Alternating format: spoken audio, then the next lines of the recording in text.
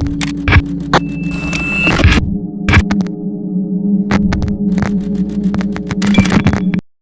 evening, si Jello para sa Organico Filipino Farm. Ngayon ay March 8 at gabi na. So ako ay ha-harvest dito sa aking mini hydroponic system na nagawa ko.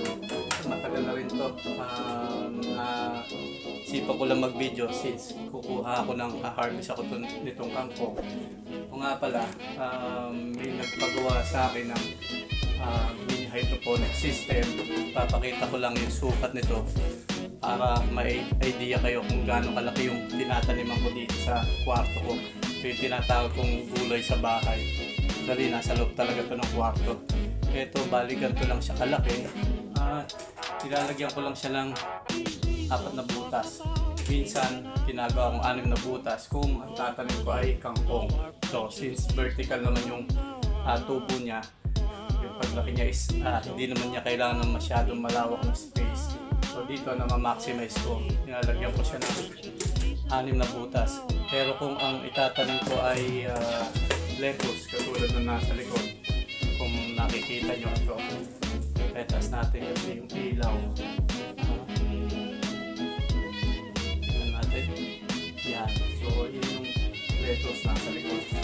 Nilagay ko sa may bungad itong kangkong.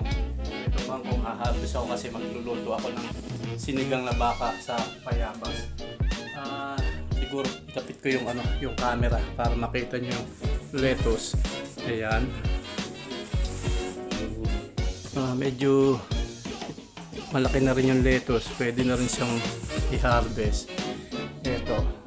Itong lettuce na hingi ko lang to kay Sir Mike dito sa taga ano bang lugar yan? Parang Binumran yata yan, yung tapat ng Binumran. Yan, so ito yung lettuce. Ngayon, ang kukunin ko is i-harvest ko. Teka, yan. Nga pala, ito yung box. Baka magulat kayo na pagka maliit lang. Ito yung ball pen. Ito yung ordinary ball pen. Ikukumpara natin yung size. So, halos konti lang yung itong box, malaki lang ng konti yung haba. Itong patagilid yun, halos isang ball pen. At yung taas niya ay yan. So at least ngayon may idea kayo kung gaano kaliit lang itong kaya tinawag kong mini hydroponic system to. So meron tong 4 na holes para sa lettuce at nilalagyan ko ng net pot. Itong net pot, sasalpa ko lang ng ganito. Yan. So, pwede na akong magtanim ng lettuce, gulay. Yan. Pechay, lettuce. Kaya 4 lang inano ko kasi yung pag-grow niya, paglaki niya is medyo kalat. Kailangan niya ng space dito para hindi siya masuppress ng paglaki. Hindi katulad nitong kangkong. Ito pataas to. So, ito yung in-order sa akin. 3 set yung in-order sa akin. Bukas magkikita kami nung umorder nito. Yan. So ready na to. Bukas magkikita tayo. At bibigay ko sa iyo. Ito naman yung kangkong. Haharvest na ako ng kangkong. Kaya halo ko sa sinigang na baka sa bayabas. Dito, ay cut and trim na ako dito. Yan. Okay. Mahaba siya. So, iba rin yung pagkain tanim mo, alam mo yung mga nilagay mong fertilizer, gamit mong pesticide, alam mong walang pesticide dahil ikaw mismo yung nagtanim. Hindi katulad nung binibili mo sa labas. Yung binibili nyo sa labas, hindi nyo alam kung ano yung ginamit nilang fertilizer o anong ginamit ng pesticide. Yan, pag ganyan-ganyan lang, cut and trim. Susunod na linggo o ilang araw, uli ang kangkong.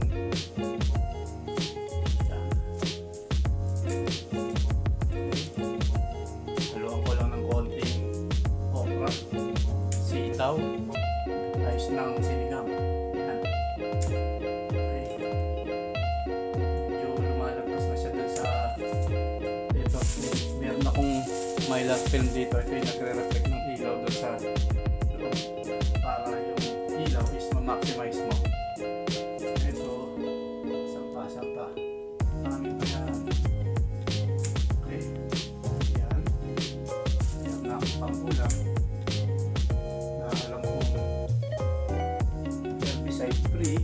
pesticide free. Yan ang laki. Okay.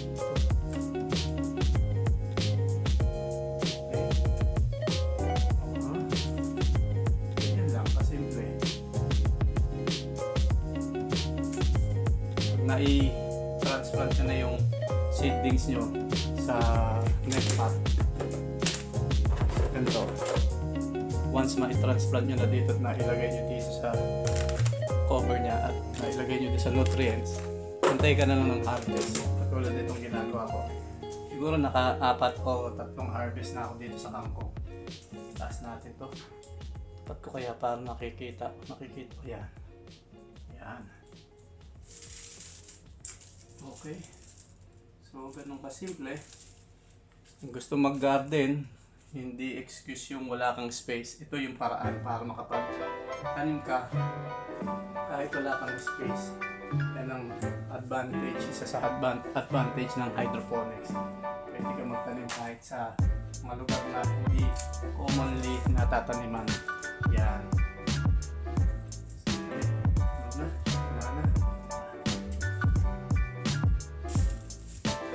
So kung magsasalad naman ako, doon naman ako kakat sa may loob. Patayin ko kaya para makita niyo. Ay hindi. Makita. Paano ba? Ito meron pa. Tanaw pa akong kampong. Cut ko na yan para susunod. Pantay-pantay uli silang lalaki. Yan.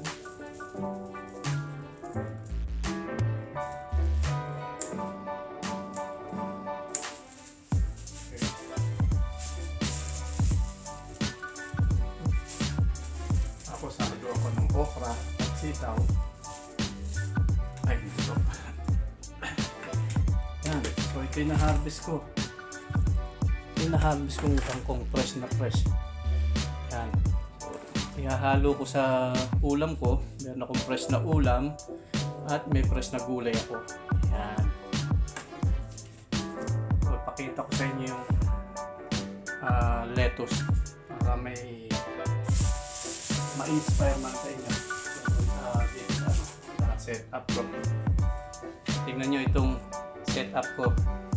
Pwede kong ilipat anytime na gusto ko. Pwede kong buhatin. Yan. Lagay ko muna sa baba. Yan. Ngayon, ito na ngayon yung lettuce na sinasabi ko. Buti pa ilapit ko sa inyo. Yan.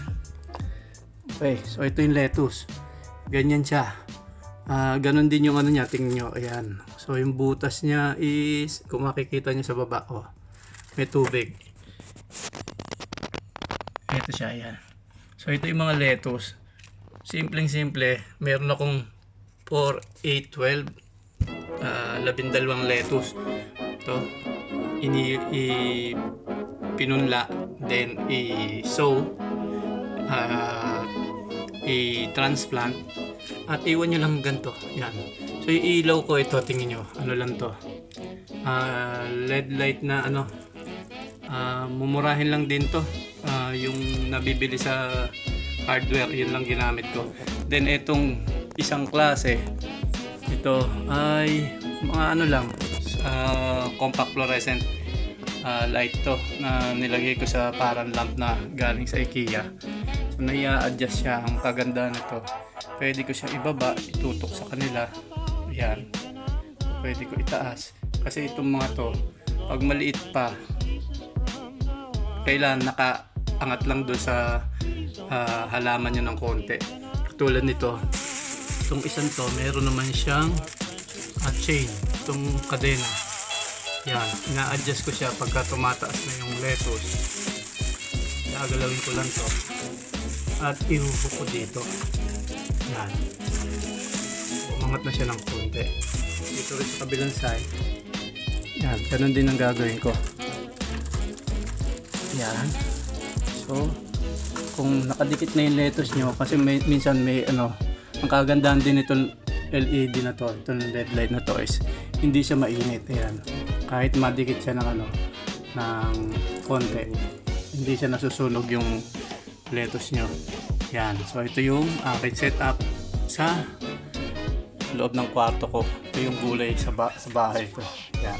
Mamaya, luluto ko na tong kangkong na harvest ko.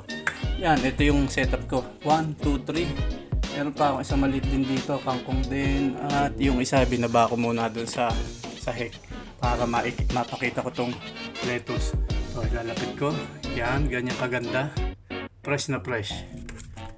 Yan. So, kontrolado nyo yung temperature, kontrolado nyo yung